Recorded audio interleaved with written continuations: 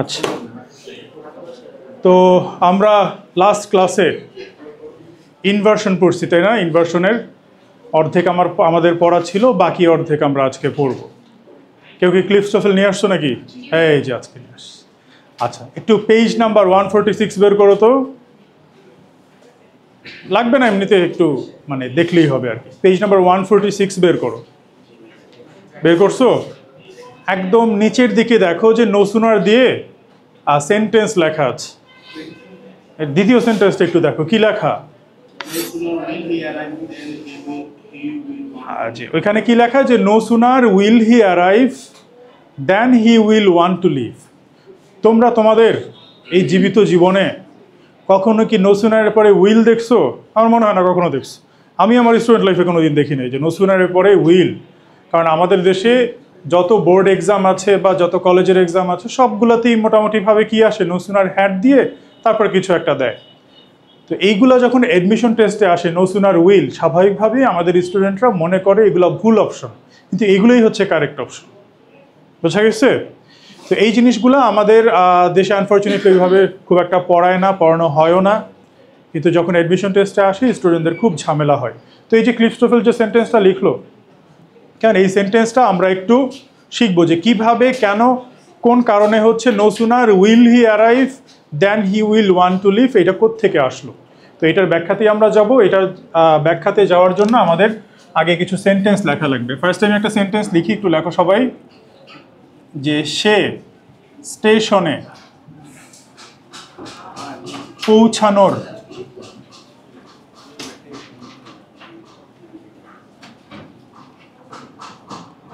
পর ট্রেনটি চলে গেল।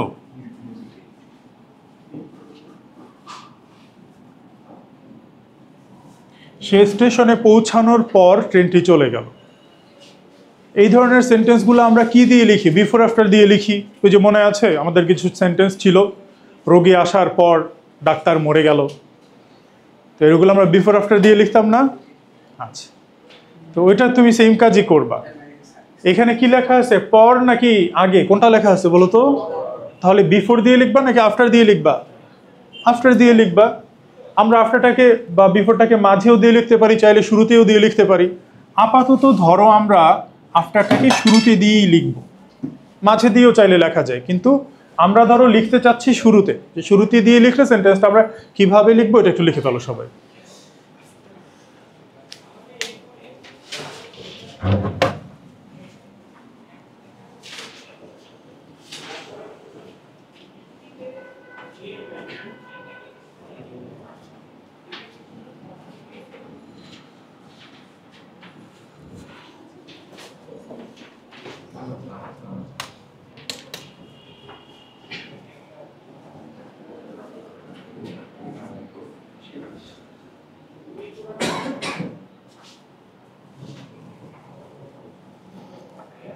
সে স্টেশনে পৌঁছানোর পর ট্রেনটি চলে গেল।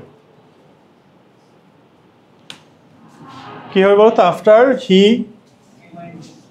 আচ্ছা, ওই যে আমরা ওই যে কিছু রুল পড়ছি না টেন্সের, অতীতে যদি দুইটা কাজ হয়, যে কাজটা বেশি আগে হয়, মানে এইরকম একটা গ্রাফ দিয়ে যদি আমরা আঁকি, এটা ধরো প্রেজেন্ট টাইম, এখানে দুইটা কাজ ঘটছে, যে কাজটা বেশি আগে ঘটে ওইটাকে আমরা কি বলি?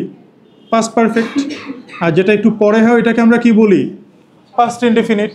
এরকমই নিয়ম ছিল না? তো এখানে কোনটা আগে ঘটছিল বলো তো? পৌঁছাইছিল। তাহলে পৌঁছানোটা কোন টেন্সে লিখবো? Past perfect. আর ট্রেন চলে গেল কোন টেন্সে লিখবো?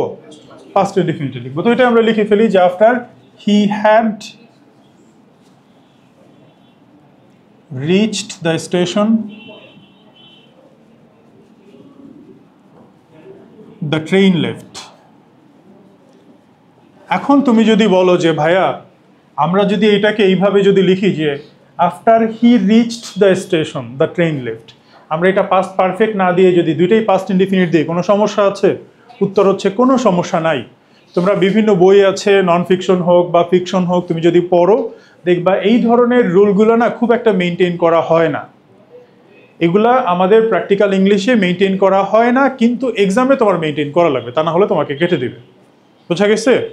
এই জিনিসগুলো আর একটু ফ্লেক্সিবল হওয়া উচিত ছিল, তুমি যত ইন্টারন্যাশনাল এক্সাম দেখবা গ্রামার নিয়ে এত কাহিনী করে না, তারা জাস্ট দেখে হচ্ছে তুমি ইংলিশ কতটুকু বুঝো, কতটুকু এক্সপ্রেস করতে পারো, এই জিনিসগুলো দেখে। কিন্তু এই সব কোয়েশ্চেনের মাধ্যমে ধরো আমি এখানে একটা গ্যাপ দিয়ে দিলাম, এখানে রিচড হবে না হ্যাড রিচড হবে, এইগুলো দেখে একটা মানুষের আসলে ইংলিশ জাজ করা হয় না। তারপর আমাদের দেশে এই টাইপের কোয়েশ্চেন হয় এবং তোমাকে হচ্ছে এগুলো মেনটেন করা লাগবে। বুঝা গেছে? আচ্ছা, তো এটা আমরা লিখে ফেললাম। এখন এই সেন্টেন্সটাকে আমরা হালকা একটু মডিফাই করে ধরো লিখতে চাই। ধরো লিখলাম যে সে স্টেশনে পৌঁছানোর পরপর ট্রেনটি চলে গেল।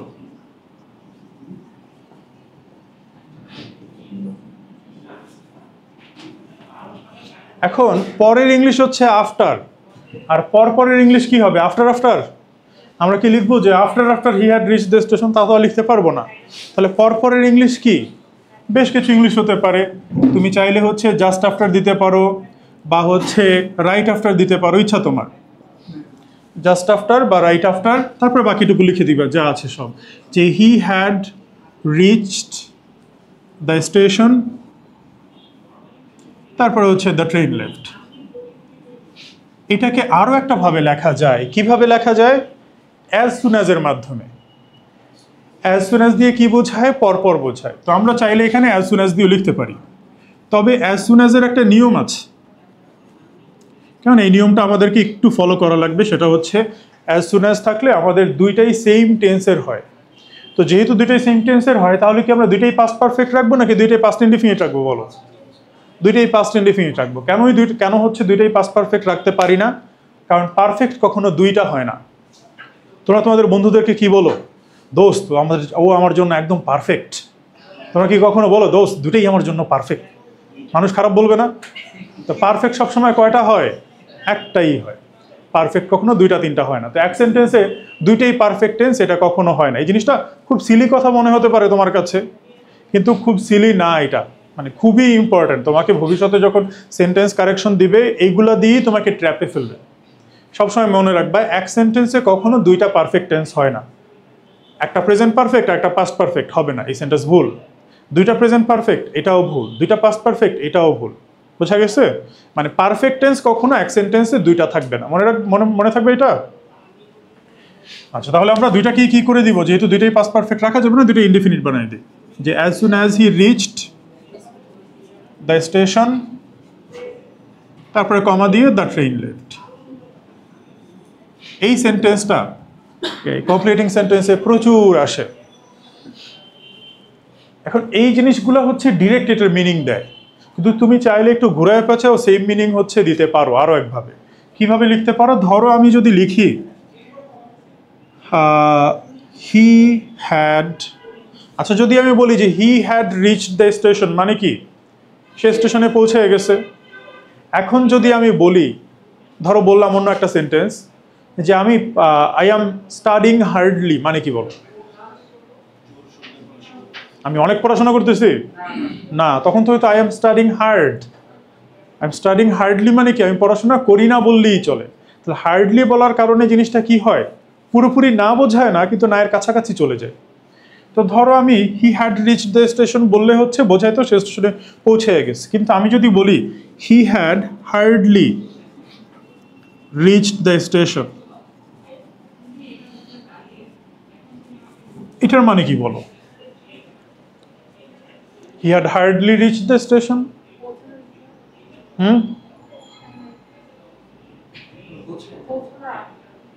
পৌঁছাইছে না পৌঁছায় নাই? বলো। পৌঁছায় নাই, কিন্তু কোথাও তো বলে নাই যে হি হ্যাডন্ট রিচ দ্য স্টেশন।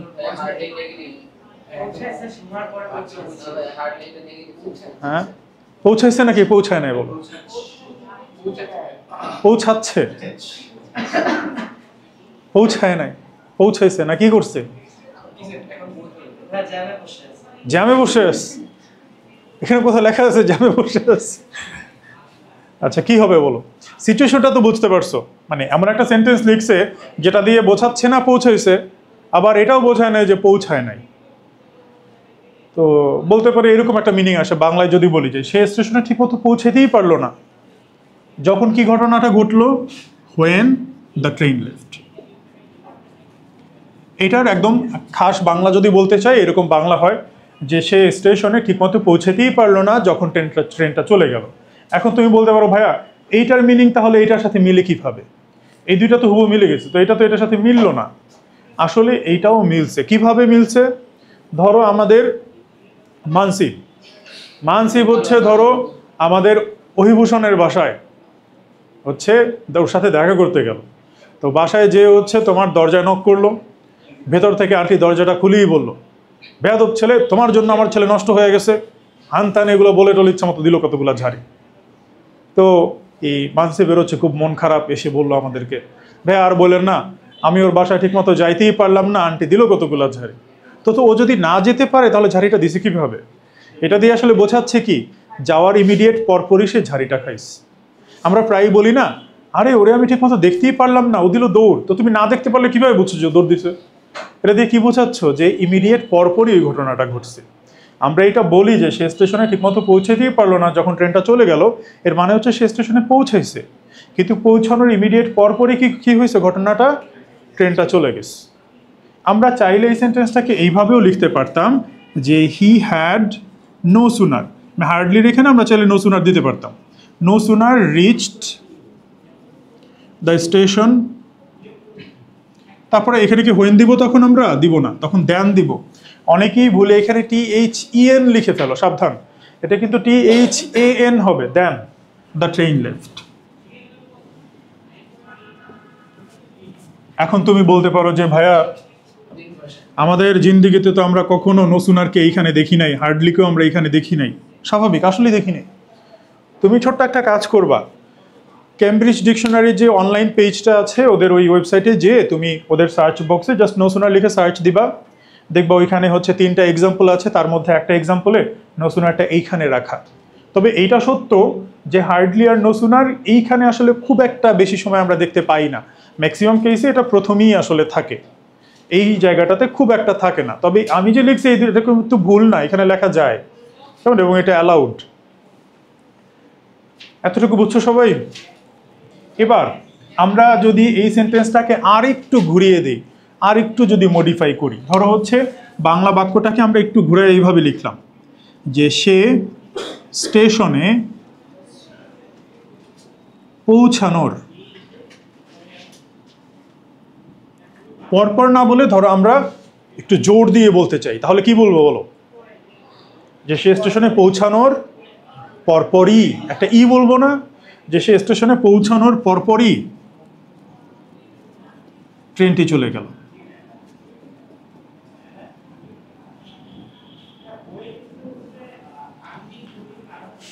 এখন পরপরই, তাই না? বাংলা ভাষায় জাস্ট পরপরের সাথে একটা অ্যাড করলেই জোর দেয়া বোঝায়।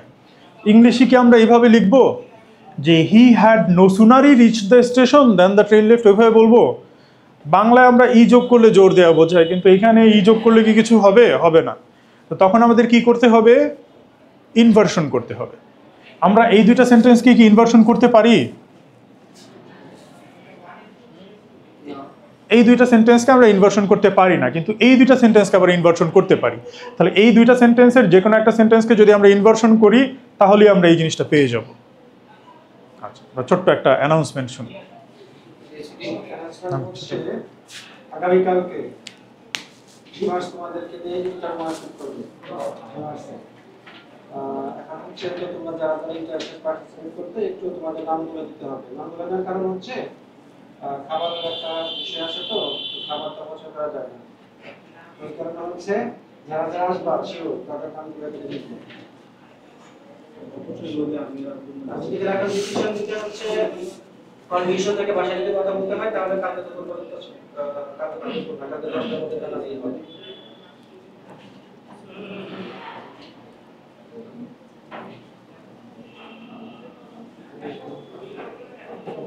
বাংলা কালচারে সবচেয়ে ডিফিকাল্ট জিনিসটা কি বলো তো? মানুষকে দাওয়াত দেয়া। মানে ধরো তুমি যদি বলো যে দাওয়াতে আসবেন, দাওয়াতে আইসেন, দুইটার মধ্যে অনেক পার্থক্য আছে, তাই না? আইসেন বললে মনে হয় কি মনে ঠিক মতো দাওয়াত দেয় না, হ্যাঁ যাবো না, এইভাবে দাওয়াত দিলে মানুষ যায়? আমার কি ছোট লোক মনে করছে নাকি?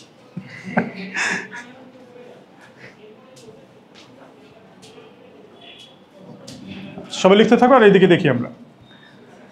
তাহলে আমরা এই দুইটাকে যদি ইনভার্সন করি তাহলে আমরা এই সেন্টেন্সটা পাবো, কিন্তু এই দুইটাকে ইনভার্সন করার কোনো ওয়ে নাই।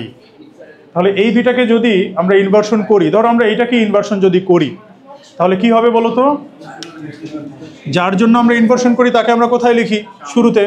তো শুরুতে ওকে লিখে নেই নো সুনার, নো সুনারটা লিখে দেন আমরা হচ্ছে বাকিটুকু লিখি। এইটা হচ্ছে হেল্পিং ভার্ব, ও কি হবে? আগে চলে যাবে। তখন সেন্টেন্সটা কি হবে? No sooner had he reached the station, তারপরে হচ্ছে দেন দ্য ট্রেন লেফট।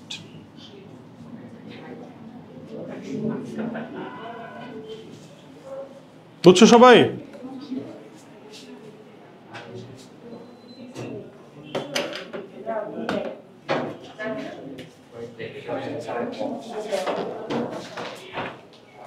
এই সেন্টেন্সটা কিভাবে আসছে বুঝছো সবাই?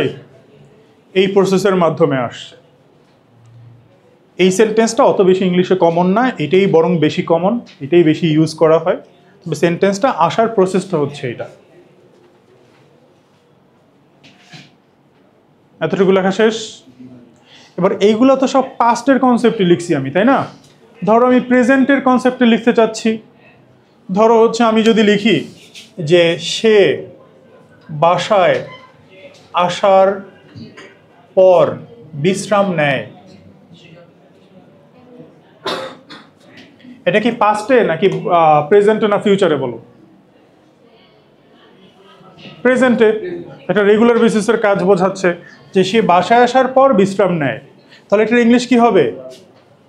আফটার হি কামস হোম, হোমের আগে টু হয় না, হি টেকস রেস্ট। আমরা চাইলে এই সেন্টেন্সকে আরো ছোট করে লিখতে পারি যে after coming home he takes rest. তবে আমরা একটু ফুল সেন্টেন্সটা লিখলাম যাতে আমরা একটু ইনভার্সনটা ঠিকমতো ধরতে পারি। এখন ধরো আমরা লিখতে চাই যে সে বাসায় আসার পরপর, বাসায় আসার পরপর বিশ্রাম নেয়। তখন আমরা চাইলে জাস্ট আফটার দিয়ে লিখতে পারি, চাইলে আমরা অ্যাজ সুন অ্যাজ দিয়ে লিখতে পারি, চাইলে আমরা হার্ডলি বা নো সুনার দিয়েও লিখতে পারি।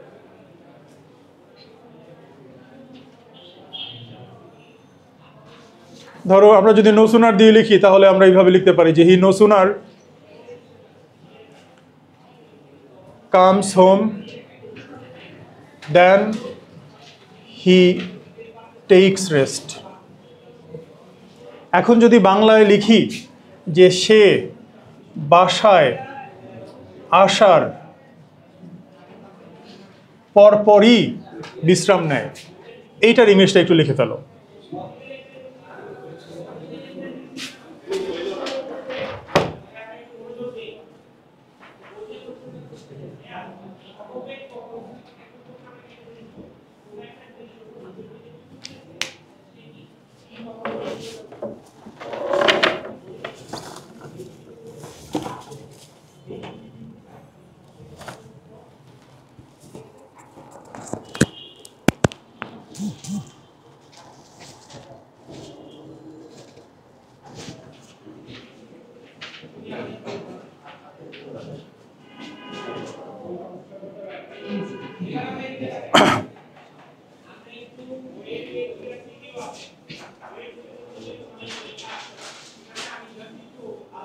কি হবে বলো তো? এটা ইনভার্সন করে ফেলো। নো সুনার, এখানে কি কোনো হেল্পিং ভার্ব দেখতে পাচ্ছ? ওইখানে যেমন হ্যাড ছিল নাই, তাহলে আমরা কি করব? ডু ডাজ ডিড নিয়ে কাজ করব। No sooner does he come home then he takes rest. এখন তুমি যদি বলো যে ভাইয়া কোন সেন্টেন্সটা ইংলিশে বেশি কমন, অবশ্যই এটা বেশি কমন। বোঝা গেছে? এইটাই বলো, ওইটা বলে না। আর নো সুনার পরে হ্যাড না, নো সুনার পরে ডু ডাজও হইতে পারে, যেমন এখানে ডাজ হলো। এবার যদি আমি বলতে চাই ফিউচারে, কেন ফিউচারে ধরো আমি যদি একটা সেন্টেন্স লিখি, এই সাইডে আমি একটু লিখি যে সে বাসায় বা সে পৌঁছানোর পরপরই চলে যেতে চাইবে।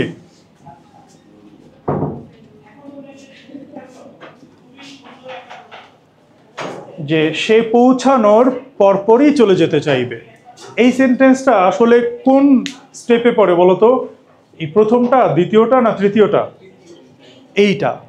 তার মানে তুমি নো সুনারটা কোথায় তুমি জায়গা দিবা বলো? প্রথমে নাকি মাঝে, মানে একটু পরে? কোনটা? প্রথমেই দিবা। তাহলে প্রথমে নো সুনার দিয়ে এই সেন্টেন্সটা একটু লেখো তো।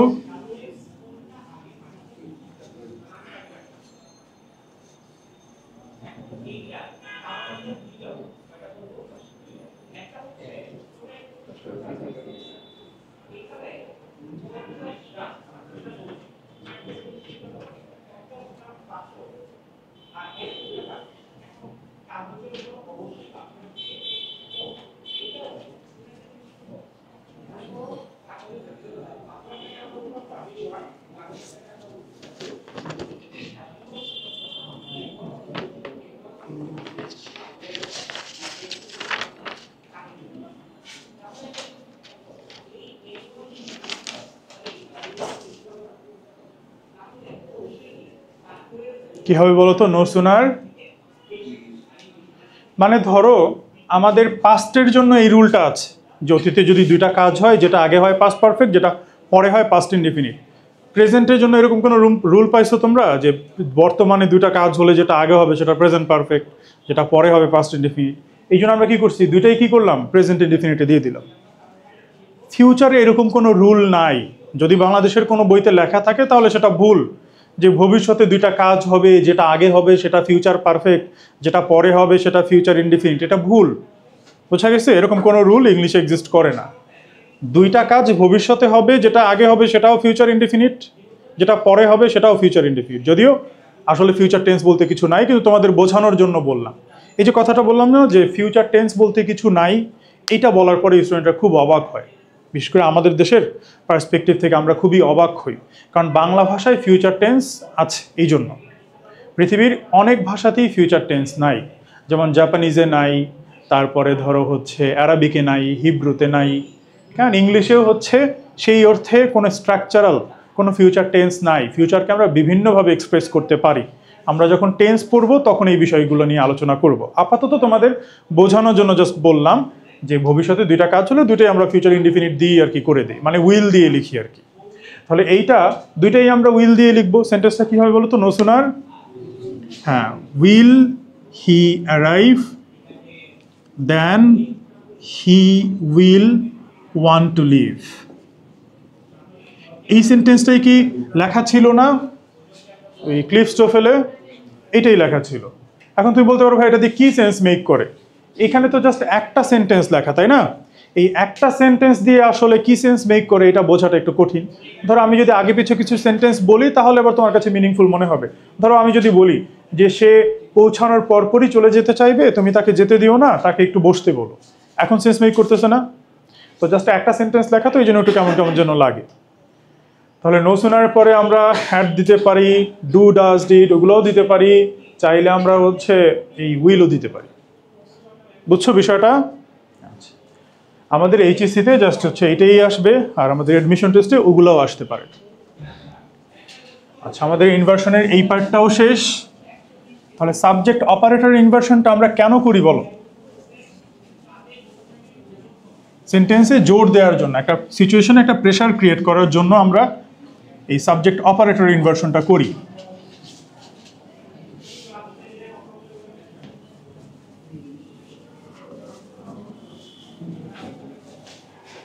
এবার আমাদের সেকেন্ড পার্টটাতে আমরা যাব, যে subject verb inversion. Subject verb inversion কি জিনিস? পুরো আস্ত যে মেইন ভার্বটা থাকে সেই মেইন ভার্ব কি আমরা সাবজেক্টের আগে নিয়ে আসব, এটার একটা উদ্দেশ্য আছে। এবং কখন কখন এটা করা হয় এটা একটু আমরা লিখে দেই। ফার্স্টে লেখো অ্যাডভার্ব অফ প্লেস। আমরা এটা মডিফায়ারে পড়ছিলাম, তাই না? অ্যাডভার্ব অফ প্লেস কি জিনিস? একটা জায়গাতে, যে জায়গাতে একটা কাজ হয় সেই জায়গাটাকে আমরা অ্যাডভার্ব অফ প্লেস বলি। এই জিনিসটা থাকলে আমরা সাবজেক্ট ভার্ব ইনভার্সন করতে পারি। সেন্টেন্সে যদি হিয়ার বা দেয়ার যদি থাকে তাহলেও আমরা করতে পারি। হিয়ার আর দেয়ার আসলে ওই অ্যাডভার্ব অফ প্লেসের মধ্যেই পড়ে যায়, তারপর আমরা এটাকে আলাদাভাবে লিখলাম। আর কখন? আর হচ্ছে সো প্লাস অ্যাডজেক্টিভ। এই জিনিসটা খুব ভালোভাবে মনে রাখবা। সো প্লাস অ্যাডভার্ব হলে হয় সাবজেক্ট অপারেটর ইনভার্সন, আর সো প্লাস অ্যাডজেক্টিভ হলে কি হবে? Subject verb inversion. দুটাকে মিলায় ফেলবা না। ধরো ফার্স্টে এটাই লিখি যে সুন্দরবনস লাই হবে না লাইস হবে? বলো। Lies on the sea coast.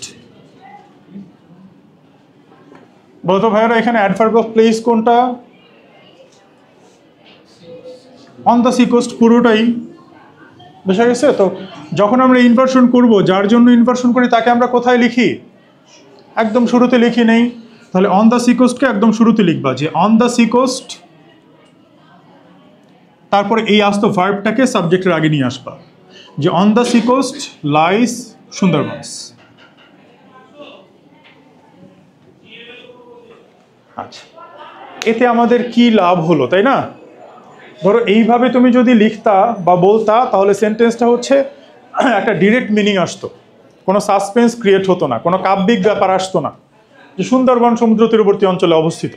আর এইভাবে বলা থেকে হলো একটা কাব্যিক ব্যাপার স্যাপার আসছে যে সমুদ্র তীরবর্তী অঞ্চলে অবস্থিত সুন্দরবন। মানে এটা হচ্ছে একটা কৃত্রিম সাসপেন্স ক্রিয়েট করা।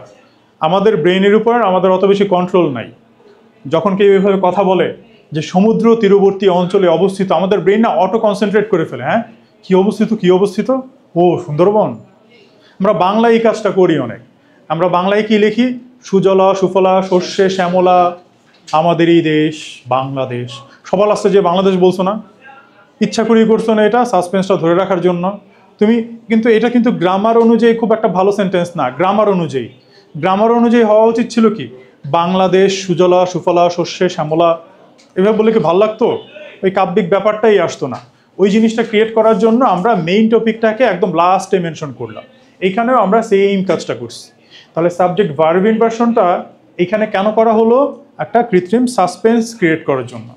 আমাদের ওই যে ফার্স্ট পার্টে একটা সেন্টেন্স ছিল, বলছিলাম না যে ওই রাইটারটা কি লিখছিল যে to rose to my left is an ambulance.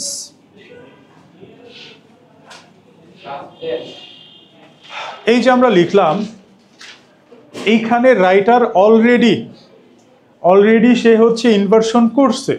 তাহলে এটা নর্মাল সেন্টেন্সটা কি হবে? একটু লেখো তো সবাই।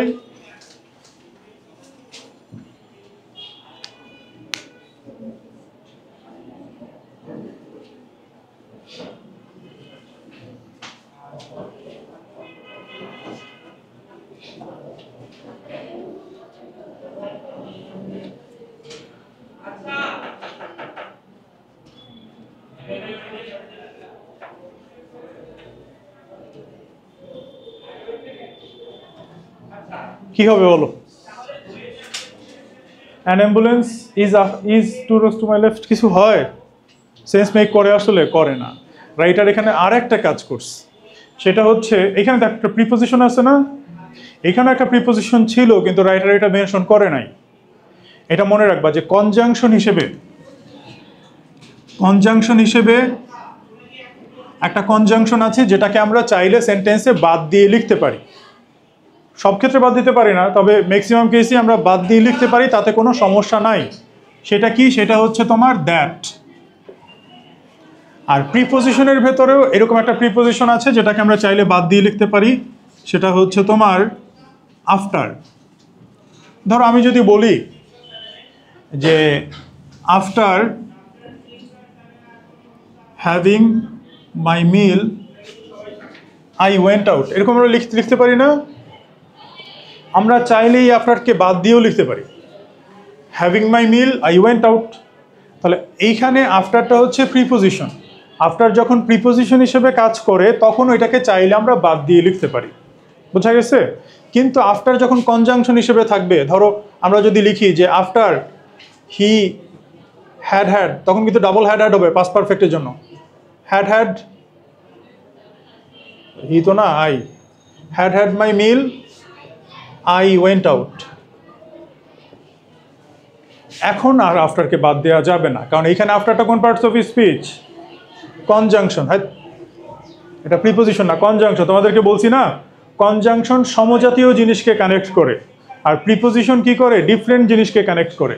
এইটা একটা ক্লজ, এটাও একটা ক্লজ, দুই ক্লজকে কানেক্ট করবে কে? কনজাংশন। আর এইটা একটা ফ্রেজ, আর এইটা একটা ক্লজ, ডিফারেন্ট জিনিসকে কানেক্ট করে কে? প্রিপোজিশন। তো আফটার যখন প্রিপোজিশন হিসেবে কাজ করে তখন ওকে আমরা বাদ দিয়ে লিখতে পারি, কিন্তু কনজাংশন হিসেবে কাজ করলে আমরা ওকে বাদ দিতে পারি না। তো এই জিনিসটা খুব ভালো করে মাথায় রাখবা যে কনজাংশন হিসেবে দ্যাটকে আমরা বাদ দিয়ে লিখতে পারি, প্রিপোজিশন হিসেবে যখন আফটার থাকে আফটারকে আমরা চাইলে বাদ দিয়ে লিখতে পারি। এইখানে রাইটার কি করছে? আফটারটাকে মেনশন করে নাই।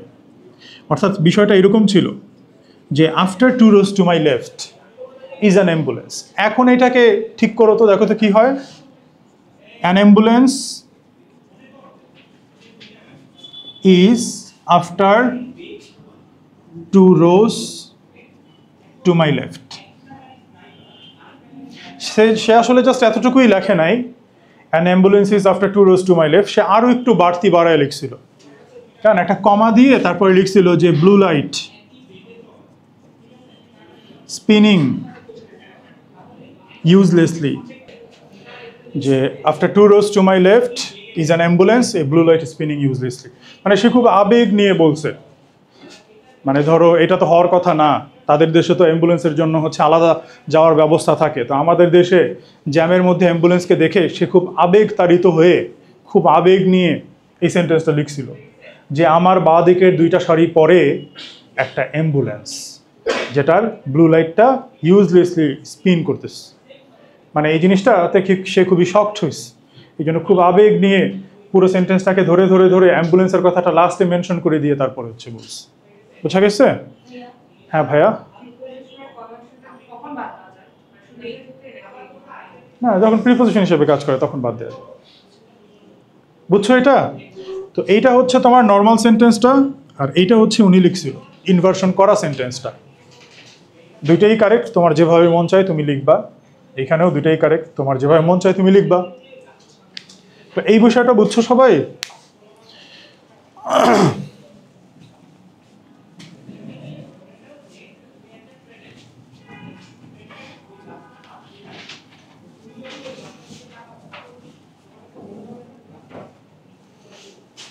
এইবার দেখো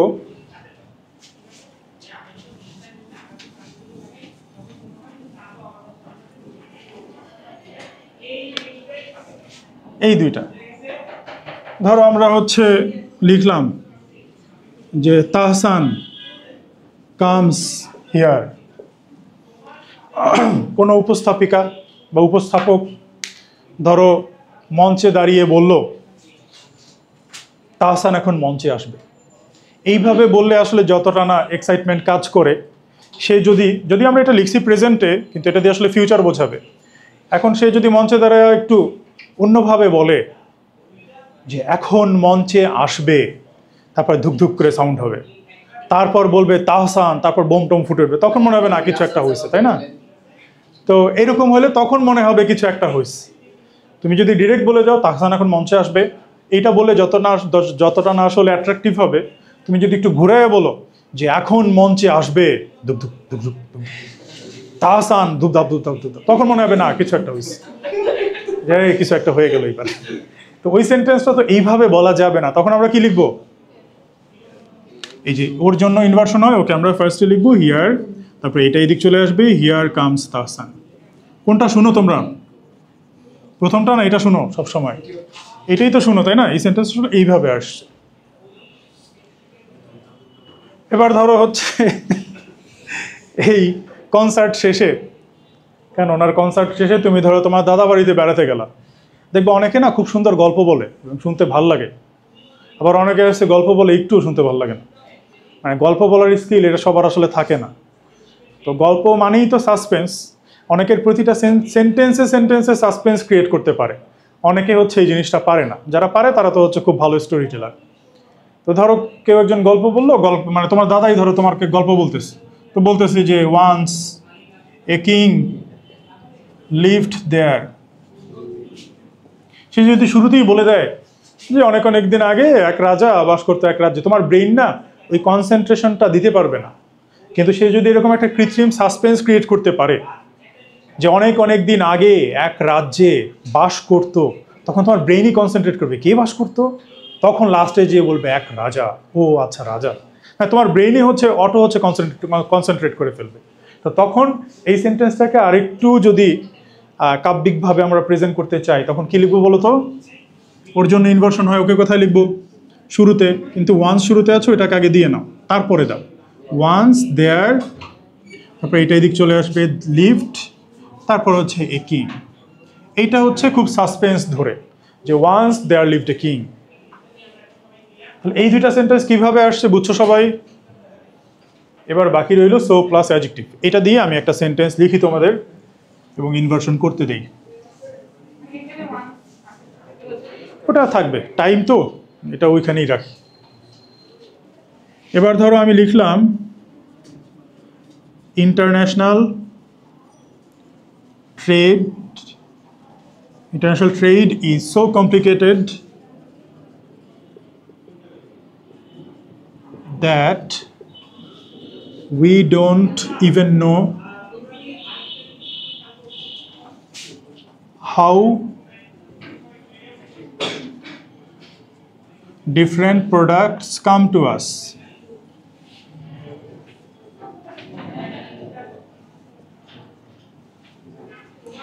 International trade is so complicated that we don't even know how different products come to us. এইখানে প্রিন্সিপাল ক্লজ কোনটা বলো? International trade is so complicated. আর that we don't even know, ওইটা একটা subordinate clause. How different products come to us হচ্ছে আর একটা subordinate clause. আমরা ইনভার্সনটা কোথায় করি বলো তো? প্রিন্সিপাল ক্লজে না সাবঅর্ডিনেট ক্লজে? প্রিন্সিপাল ক্লজে। তাহলে ওই দুইটা অংশে কি আমরা ইনভার্সন করব? করব না। কোথায় ইনভার্সন করব? এই অংশটাতে। তাহলে ইনভার্সন করে ফেলো এটাতে।